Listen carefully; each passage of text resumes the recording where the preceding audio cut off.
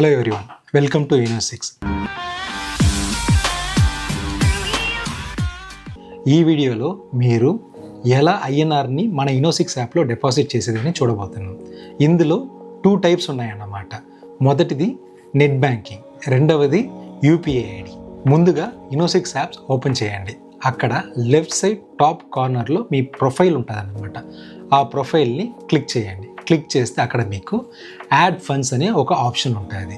ఇంకొక మెథడ్లో రైట్ సైడ్లో కార్నర్లో వ్యాలెట్ ఐకాన్ ఉంటుంది అన్నమాట. ఆ వ్యాలెట్ ఐకాన్ని క్లిక్ చేశారంటే అక్కడ కూడా మీకు ఒక యాడ్ ఫండ్ ఆప్షన్ ఉంటుంది అన్నమాట.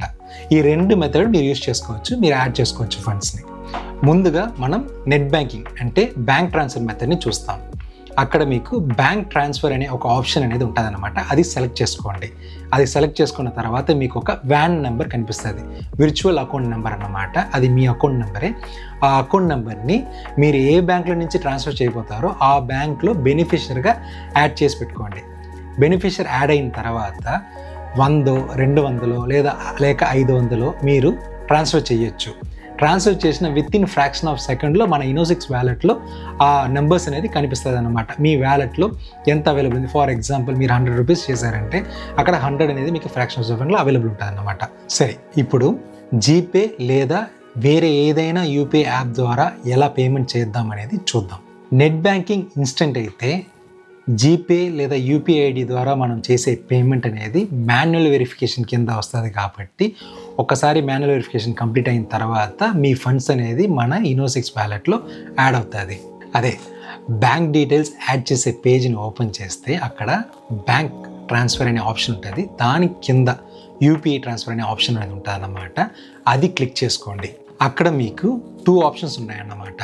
ఒకటి క్యూఆర్లో మీరు పే చేయొచ్చు, 2 యూపీఐ ఐడి ద్వారా మీరు పే చేయొచ్చు. ఫర్ ఎగ్జాంపుల్ జీపేనో లేదా ఫోన్పేనో మీరు యూపీఐ ఐడి ఎంటర్ చేసి పే చేయొచ్చు. అలా లేదంటే క్యూఆర్ కోడ్ని స్కాన్ చేసి పే చేయొచ్చు. యూపీఐ పేమెంట్ కంప్లీట్ చేసిన తర్వాత ఆ ట్రాన్సాక్షన్ అనేది స్క్రీన్ షాట్ తీసుకోండి. తర్వాత ట్రాన్సాక్షన్ ఐడిని కాపీ చేసుకొని మళ్ళీ మన Inno6 యాప్కి రండి.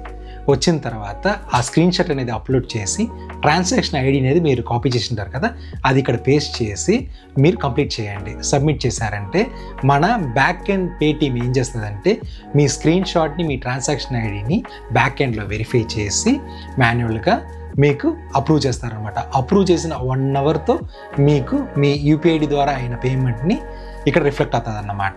ఇది Inno6 యాప్లో బ్యాంక్ ట్రాన్స్ఫర్ లేక యూపీఐ ఐడి ద్వారా మనం ఐఎన్ఆర్ని డిపాజిట్ చేసే ప్రాసెస్ అన్నమాట. ఇందులో మీకు ఏ ప్లేస్లో డౌట్స్ ఏదో క్లారిఫికేషన్ ఉన్నా మన Inno6కి 24/7 సపోర్ట్ టీం ఉందన్నమాట. ఆ సపోర్ట్ టీంకి కాంటాక్ట్ చేయండి.